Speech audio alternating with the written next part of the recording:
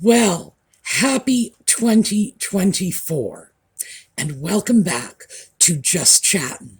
And this is the series of videos we do on Thursday and Sunday evenings just for our own entertainment.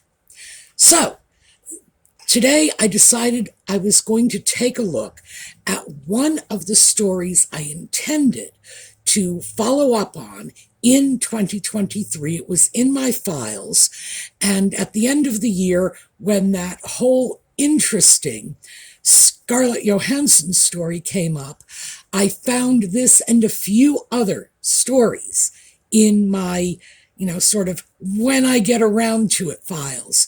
Because, as I'm sure you all know, Nutmeg and the Sock Puppet rarely shut their mouths for long enough to give us a chance to take an in-detail look at anything.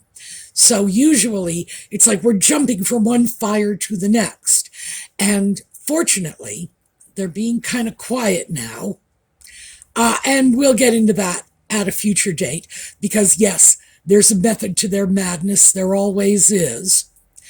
But it is going to give us an opportunity to take a look at some of the weird and weirdly important stories that emerged in 2023 and just got swept under the carpet. And this is one of them. We are going to talk about the MeetCute. So, when we come back.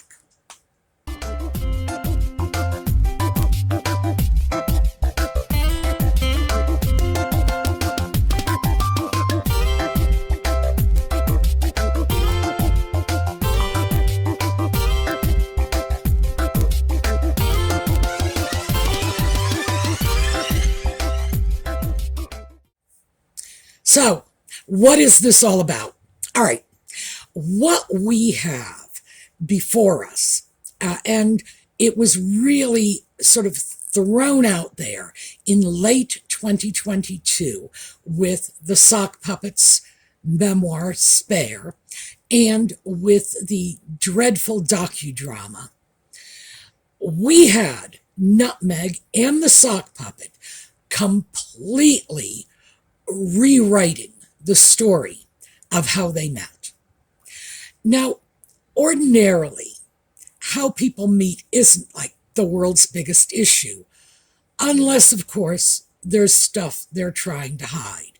And in the case of Nutmeg and the Sock Puppet, oh my yes, there is plenty of stuff they are trying to hide.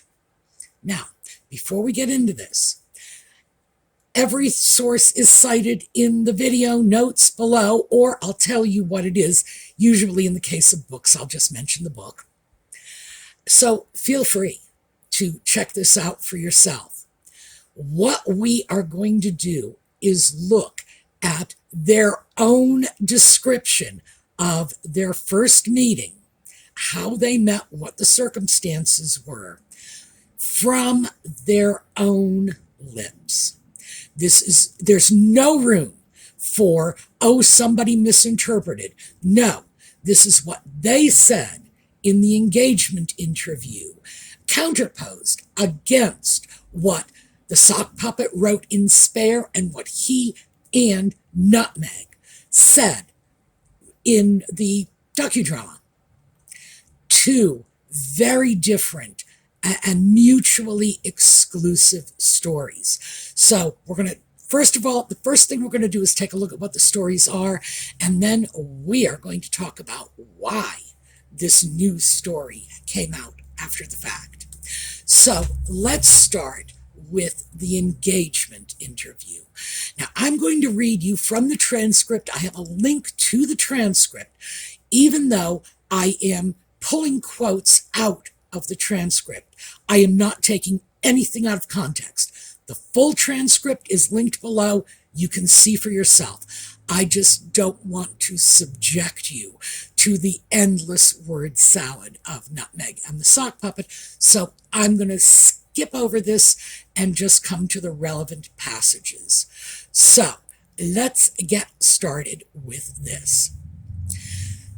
The interview took place on November 27th, 2017. That date is important, but don't worry about it, because when we need to resurface the dates, I'll make sure I'm keeping you up to speed on that. Interviewer: Your Royal Highness Meghan Markle, congratulations to you both. Markle: Thank you. Interviewer: Can we start with the proposal and the actual moment of your engagement? When did it happen? How did it happen? Harry: It happened a few weeks ago, earlier this month, here at our cottage. Just a standard, typical night for us. Now, this goes on, just their usual babble about the roast chicken. I know we're all sick to death of that, so I'm not going to bore you with that. What we have, though, is the engagement actually taking place in early November. Remember, the interview is November 27th, 2017. The sock puppet said a few weeks earlier, earlier this month, meaning November 2017. Well, a few weeks at the 27th, that means the first week of November, basically, just so we are very clear about this timetable. Then, of course, there's the chicken babble. Then the interviewer picks up again. And this is how long after you first met? Markle: Oh, it would be a year and a half. A little bit more than that? Harry: No, just about. It would be about a year and a half. Yeah. Markle: Just about that? All right, so this is a question, and of course, Nutmeg and the sock puppet at this point are not in agreement about the time frame. The sock puppet is putting the time frame at May of 2016, when they first met. That's what he is stating, a year and a half. Nutmeg, on the other hand, is trying to push that back a little. She is suggesting it was before May of 2016. So we are going to take May of 2016 as the absolute latest point at which they met, because I'm not going to say they're both in agreement. They're not in agreement. They were basically Nutmeg was questioning the sock puppet, even though he was firm. We'll get into why in a little bit. But yes, that is the latest point at which they could have met, May 2016. So let's go back. So in response to the interviewer suggesting this was a whirlwind romance, Markle says, I don't think that I would call it a whirlwind in terms of our relationship. Obviously, there have been layers attached to how public it has become after we had a good 5-6 months almost with just privacy, which was amazing. But no, I think we were able to really have so much time to just connect, and we never went longer than 2 weeks without seeing each other, even though we were obviously doing a long distance relationship. So we made it work. Interviewer: How did you first meet? Harry: Yes, we first met. We were introduced, actually, by a mutual friend who Markle, we should protect her privacy and not reveal too much of that.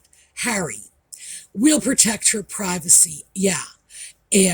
But it was through her, and then we met once, and then twice back to back, 2 dates in London last July.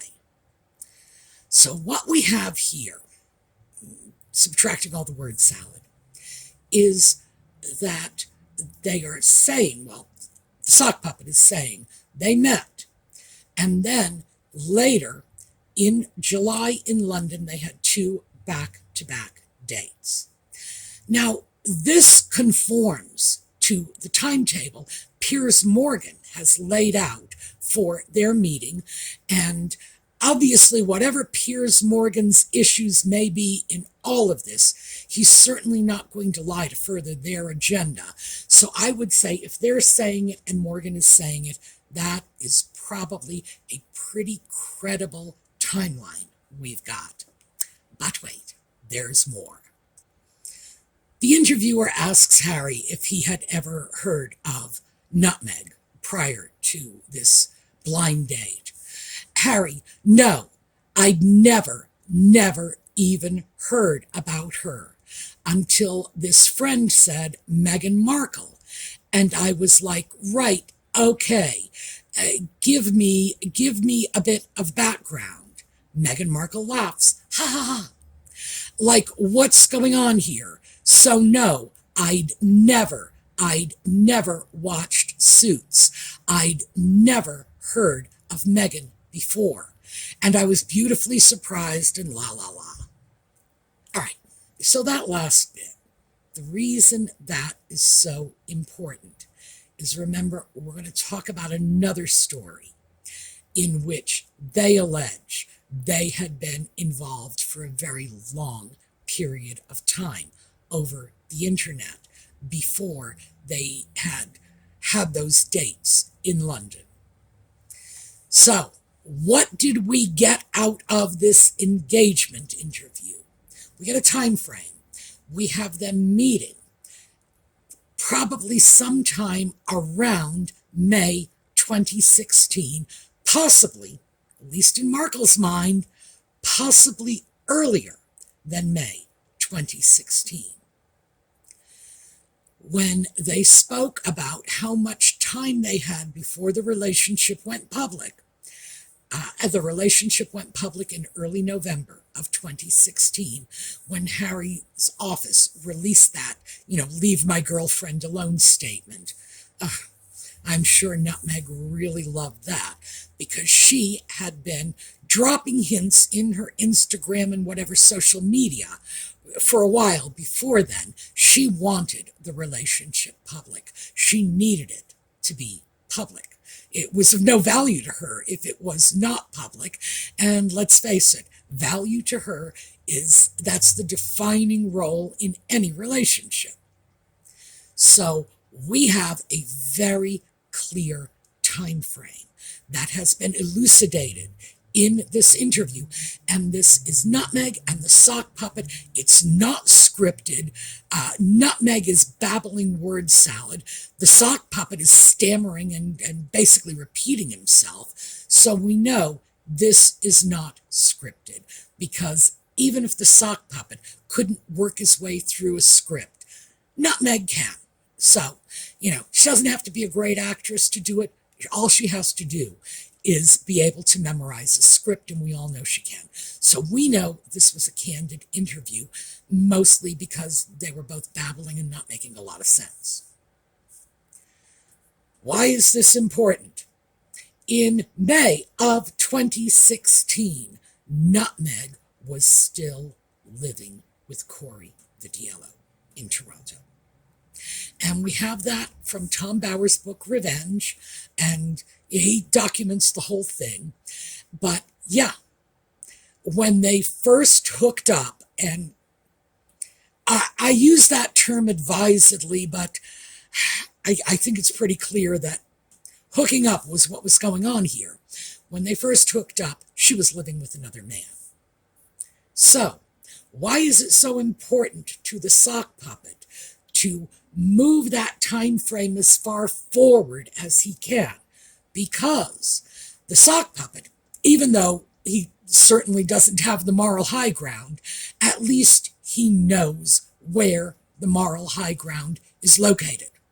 He comes from a socioeconomic background in which they've all got a map to the location of the moral high ground, even if they're not residing there themselves.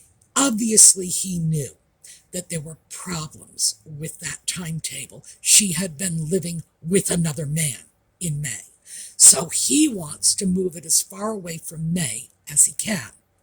Meanwhile, Nutmeg, who has her own agenda, who is responding to, in part, I believe, the interviewer's assertion that it was a whirlwind romance, wants to make it seem more more thought out, more rational, that they took their time. So she wants the relationship to appear to be longer. And that's where we get that, was it May, was it earlier? They each had crap they were trying to hide. So that is the original story. They were set up by a friend on a blind date. That friend has subsequently been asserted to be Violet von Westenholz. And we don't know one way or another because, of course, they've contradicted this story subsequently. What we do know is that is the story that came out in Revenge. And given the fact that Nutmeg and the Sock Puppet, they would sue the Lord God Almighty if it rained in the morning, but they didn't go after Tom Bauer, which probably means that his assertions are pretty close to the money. So I think what we have is the reality of how they met. But this isn't good enough for them. They subsequently changed that story completely, and the new story is in direct contradiction to the old story. So what's the new story? The new story is that Nutmeg had posted a selfie with a filter, here you go, on one of her social media sites. The Sock Puppet claims that a friend pointed it out to him and he saw it and he started DMing her and whatever, and they began some internet-based online communication. And according to Spare, they just started with internet communication and then went to phone calls, and they just talked all night long, etc., etc. Okay, and then they finally meet in London in July. So never mind this May stuff. Let's pretend that never happened. They met in London in July for the first time. So keep in mind what Spare was trying to do, what the docudrama was trying to do, even what Scobie's Endgame is trying to do, is to reframe the narrative and deal with all of the criticism that Nutmeg and the Sock Puppet have gotten. In other words, they're trying to set the record straight, which is to respond, fight back to the criticism. So, the narrative had to be changed. And the reason the narrative had to be changed was, number one, Corey Vitiello. The Sock Puppet, at least, even if Nutmeg doesn't, has the sense to realize that it doesn't look good for them that they started dating while she was living with another man. That doesn't look good for anybody. Well, obviously not poor Corey, who was the victim of this, but it doesn't look good for Nutmeg or the Sock Puppet. Basically, they were both cheating. So, hey, that had to be dealt with. Next up was the issue of the relationship being rushed. Now, we know the relationship was rushed. That's a very important part of what was going on, because Nutmeg, once she got that death claw into the Sock Puppet, she needed it to progress to, marriage and, the title and everything she wanted, the money, I guess that's the big thing, the celebrity, the fame. She needed that. So she was pushing that agenda to move the relationship from private to public as quickly as she could. And, here you go, lest anybody forget all of the little social media drops she was making in this so-called, delightful period of privacy that she was just allegedly so crazy about. It was amazing. Well, if it was so amazing, why were you doing your best to blow the lid off that. Yeah, the H&M necklace, the matching bracelets, the little spooning bananas. She was pushing to get this out in public as quickly as she could, any way she could, because she had an agenda. She was working a game plan, and part of that game plan was the public acknowledgement of the relationship to basically to trap the sock puppet in a box he could not climb out of very easily. She needed the relationship to be public. She needed the engagement. She needed the wedding. She needed to pull him in while she could. So, yes, we absolutely know that was her agenda, but it's not in her best interests to publicly own that. So that was another thing they had to deal with. They had to remove the issue of Corey, and the only way they could do that was by saying they didn't meet until July, because by then Nutmeg and Corey had parted ways. Obviously, Nutmeg and Corey parted ways as soon as Nutmeg realized she had a chance with the sock puppet, but hey, we have to reframe that. They wanted it not to look rushed. They wanted it to look like they had spent plenty of time together, because according to that engagement interview, they met once, presumably in Toronto, then twice more in London, and then jetted off to Botswana so they could shag in a tent for 5 days. It's not just my generation that looks at something like that and says, oh my, what a little trollop you are, dear. This is sort of across the board. This is looking really, really rushed. It's looking more like a cheap hookup than a real relationship. And it's giving a lot of credence to William's concerns when he went to his brother and said, you don't need to be moving this fast. They had to neutralize that. So from there, we then have a third element they needed to address in the new narrative. And that was that Nutmeg had sought out the sock puppet, that she had stalked him, she had moved in his social circles, she had cozied up to his friends, she had done everything in her power to get this meeting. And the new story is that he was the one who went after her. So, yeah, that story was useful in making it look like he had been the prime mover in this relationship, even though I think we probably all know that he is not the prime mover in anything, and certainly he is not going to be the prime mover in anything involving Nutmeg. Nobody but Nutmeg gets to call the shots in her reality. Finally, and this, I think, in Nutmeg's mind was one of the most important things. So number 4, being introduced by a mutual friend is dull as dirt. I think Nutmeg really felt she needed a meet-cute story. So for those of you in my generation, you all know who you are, because you're the ones like me who was sitting back saying 3 dates and they're shagging in Botswana. What a tart. Yeah. Meet-cute is this thing in rom-coms, romantic comedies, in which the couple has this adorable little first meeting story. Now, many of us have delightful little first meeting stories with our significant others.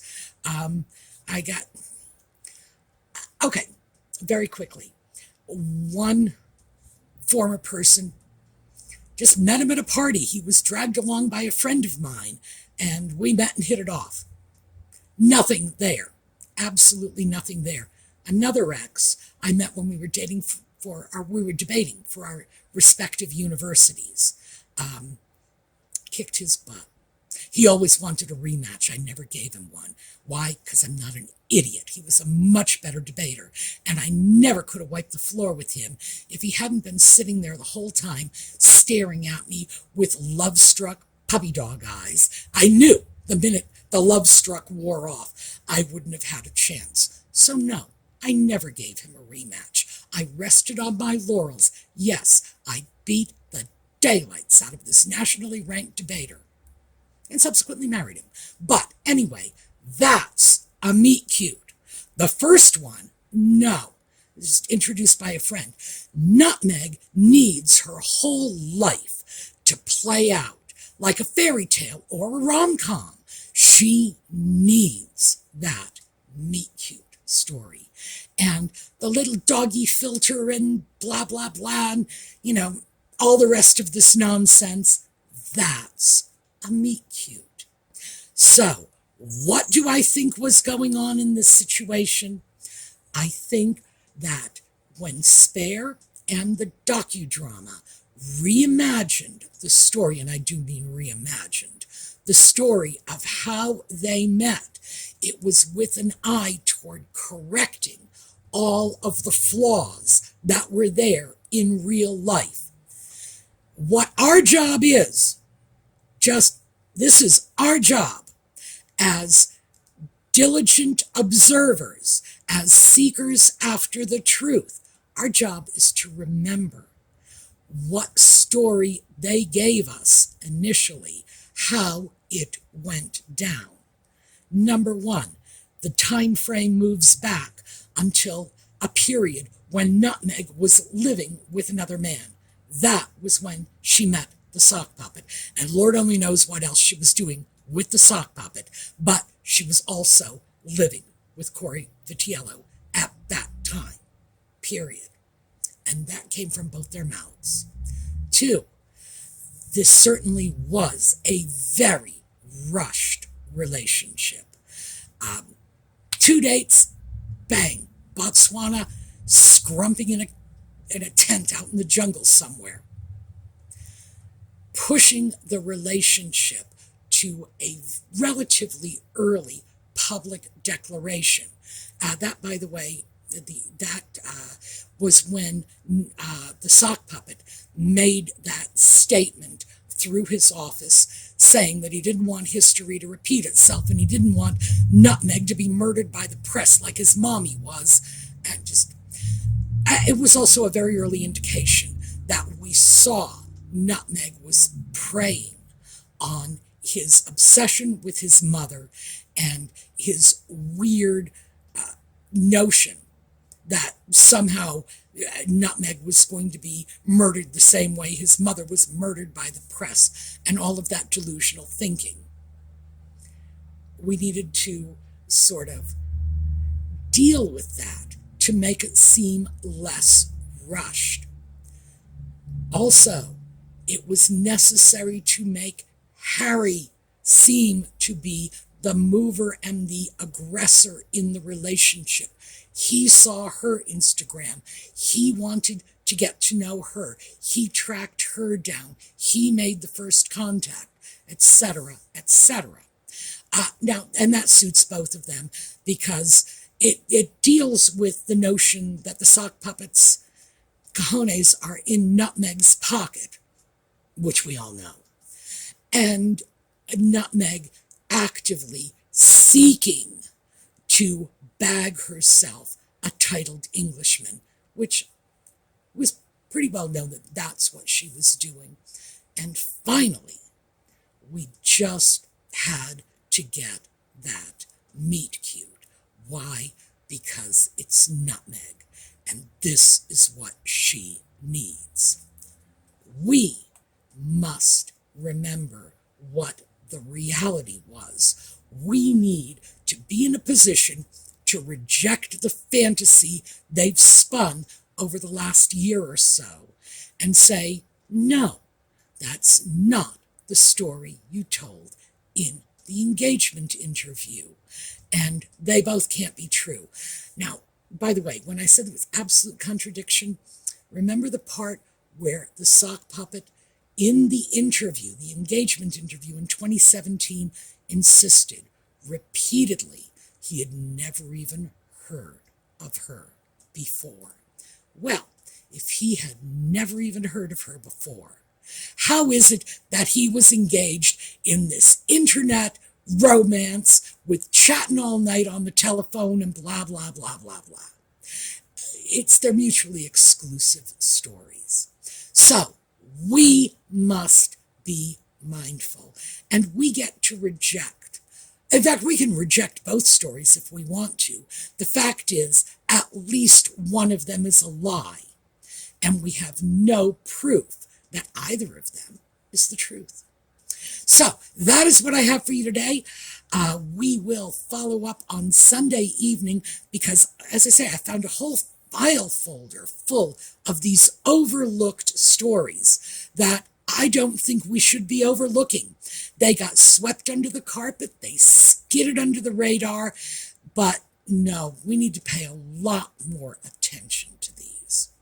All right, that's what I have for you today. We're going to take a look at a slideshow on the way out. I will see you next time. In the meantime, have a terrific day.